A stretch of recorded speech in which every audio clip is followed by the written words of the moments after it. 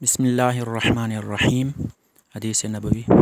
हज़रत अबू हुरैरा रज़ियल्लाहु अन्हु बयान करते हैं, रसूलुल्लाह सल्लल्लाहु अलैहि वसल्लम ने फरमाया, इस्लाम अजनबियत के आलम में शुरू हुआ और अनकरीब उसी हालत में लौट जाएगा जैसे शुरू हुआ।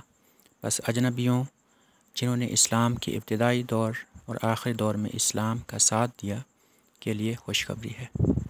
हदीस पाक का मफ़हूम ये है कि इस्लाम को कबूल करने वाले शुरू वाले दौर में भी गरीब लोग थे और नबी पाक ने फरमाया कि अनकरीब ऐसा होगा कि इसको कबूल करने में गरीब लोग ही आगे आगे होंगे, यानी इस पर अमल करने में गरीब लोग ज़्यादा सबकत ले जाएंगे। और ऐसे लोगों के लिए नबी पाक ने बिशारत दी है, खुशखबरी दी है।